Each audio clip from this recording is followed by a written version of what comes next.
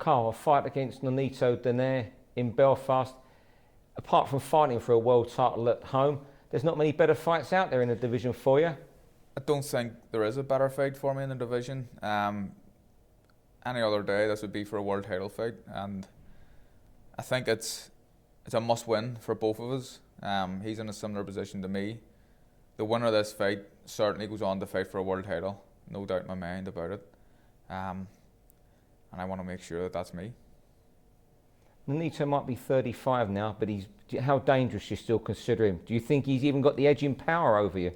He's still dangerous. I'm not sure. He's definitely a big puncher, and it's something that I need to be cautious about. And they always say that the last thing to go from a fighter is his punching power.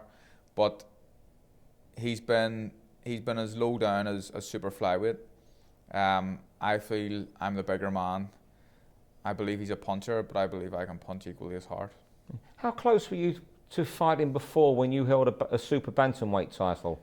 Yeah, there was talk of it. I don't know how close we were. I don't know if to be honest, I don't know if he was with Tombrack at the time. I don't think there was actual discussions between the teams, but surely, you know, as a champion, it must have been talked about at some point, and it was a fight that I was interested in. But it's happened, you know, it finally seems like it's happening now.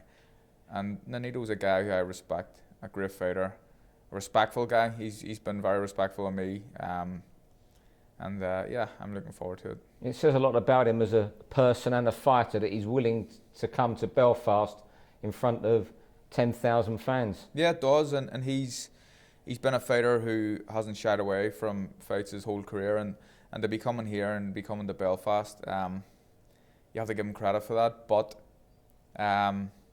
yeah, it's up to me to do whatever it takes. This is my city, and I'm going to own the city on the 21st of April. And yeah, I'm looking forward to a big night, but he's going away empty-handed. Do you mean you haven't made enough money yet to own the whole place? Not yet. I'm waiting on the key of the city so I can walk sheep down Royal Avenue, but that hasn't happened yet. That'll happen. That'll come one day. It'll come after the next world title, maybe. Hope so.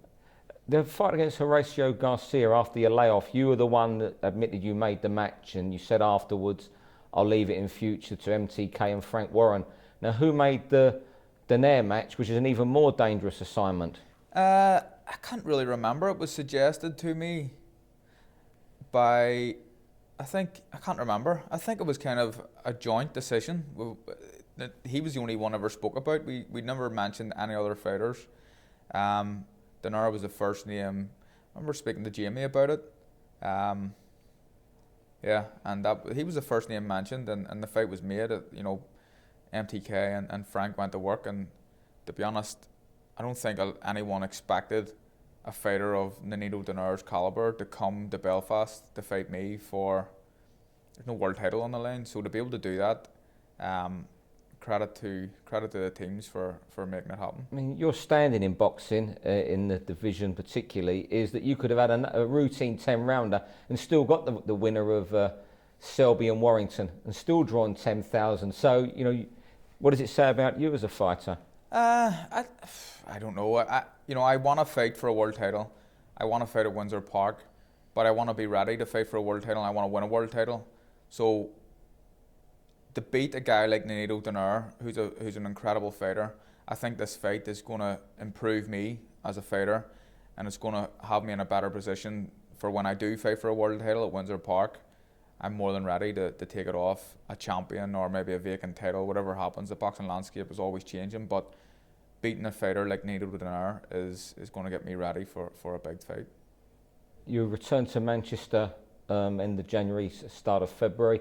How much easier will it be with Jamie Moore the second time in camp, given that you barely knew each other before you went to see him for a day just to see how it would work out? Yeah, I think obviously it is going to be easier. We didn't know each other really at all before I started training with him, but I was made to feel at home pretty instantly, and all the guys in the gym are a lot of characters in the gym, good people, good friendly people, and it's good fun. You know, I train hard, but it's good fun around the gym.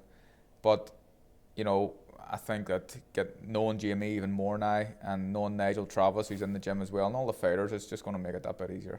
How's your suffer Nigel Travis non-stop? He's nuts. I think he's got undiagnosed mental issues, definitely. But Nigel's a great guy. He's a gem. He'll do anything for anyone, and I think that's pretty similar to everyone in the gym.